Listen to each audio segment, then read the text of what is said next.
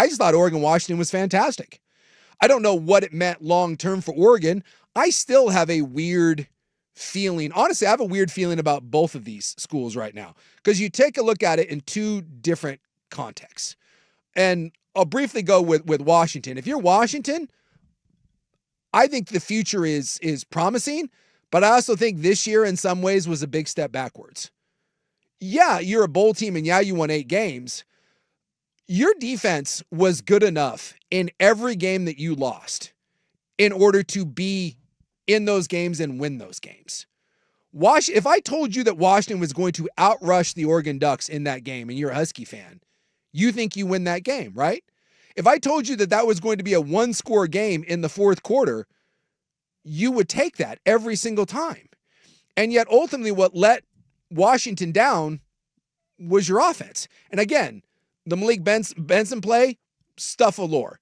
But Oregon's a really good team, and eventually they're going to break one. But outside of that play, Washington's defense was really good.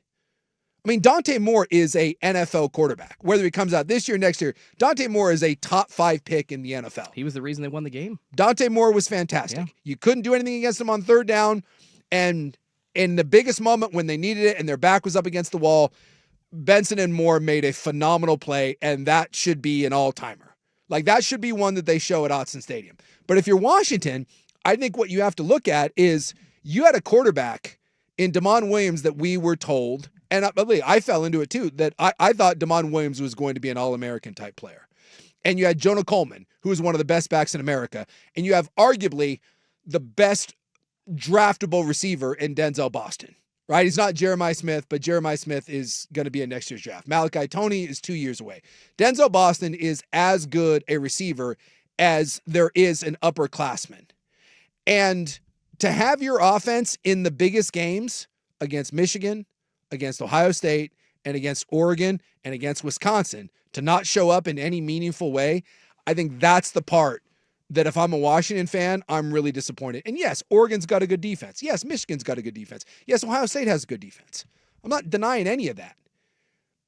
But you're Jed Fish, and you have a good enough offensive line and 3 players that are supposed to be a big 3.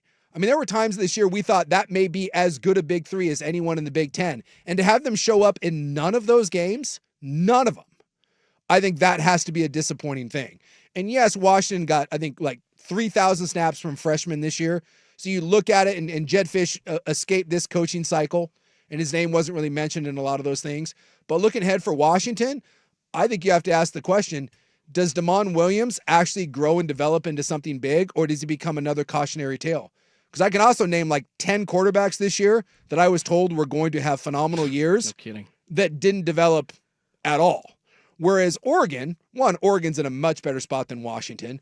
But if Dante Moore comes back, you don't have a quarterback that needs to develop into one of the best quarterbacks in the country. If Dante Moore comes back, you do have the best quarterback in the country. So even though that game was close and it was competitive and it feels like Washington is kind of gaining ground, and I think next year, hopefully that can continue to be a great rivalry game, and I'm glad that it was close. To me, right now, there's still just a big difference. And that the overall talent, and more importantly, at the most important position, you've got a guy up north that you're hoping one day becomes something, and I think you've got a guy at Oregon that already is. I think we knew coming in Washington's offense was kind of hit or miss, right? If Damon Williams Jr. is connecting with these red receivers that you're talking about, yes, it's going to be a great day for their offense, but that's the thing about Oregon's best passing defense in the nation, right? That's exactly what they do against these types of players. And they also showed, on Oregon's end, they can beat you in multiple different ways. Washington right now, to your point, Suke, it's kind of a one-track game, with the Huskies. And maybe that's why Jed Fish wasn't, in all of these coaching carousel talks, just because they haven't really shown the dynamic ability in the Big Ten to beat anybody yet. Now, to the Huskies' point, they were so physical. I said it in the postgame show with Joe, that was the most physical Oregon-Washington game I think I've ever seen, Suke. Like, the popping of pads just on every play, it seemed like open field tackles that I never saw that in the Pac-12 when I was a kid. The physicality has come to both these schools, but Oregon is just still out recruiting them, and I'm not sure Washington's ever going to be able to catch up, man. And you're right. Dante Moore coming back most likely next year. He will be the Heisman candidate favorite, right? Like, no question. I just look at it and I got to go back. 6 points against Ohio State, 7 against Michigan, 10 against Wisconsin, and 14 against Oregon. It's not good enough. Nope. And your defense, if I told you going into those games that your defense was going to hold all those teams into the low 20s, it's funny. We just went into that year thinking that Washington's offense was going to lead them and their defense was going to have to get drugged behind, and it really didn't end up being that way. Whereas Oregon, you have a very balanced Oregon team. So the whole beat-up thing, at this point, if you're Oregon, it's your receiving core. But that's it. Essentially, everyone's back. Defense has been healthy most of the year, and your offensive line looks good. You got your backs. You got Dante Moore. It comes down to, can you get receivers back? Because at this point, if you're Oregon, now the work is done. The hay's in the barn.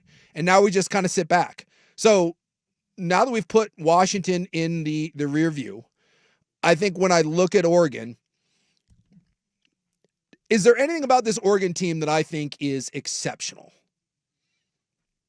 I think they're really good. I don't think there's any massive weaknesses, but I also don't think there's anything they do that is terrifying to me. And so then that gets into the question, is Oregon good enough? Is this team, because they're certainly resilient, they certainly know what it's like to be drugged into deep water. With the exception of Indiana, every time they've been drugged into deep water, they've responded. I actually think the best part about Oregon is that resiliency. That's a battle-tested team. That's a team that isn't going to break when they're in close games. But does that mean they're good enough to go on a run and put together 4 straight games? Or is there still a chance that Oregon only has to put together 3 straight games? So we'll take a look ahead at where Oregon more likely than not is going to sit, because now we have to wait a week and wait for conference title games to play out.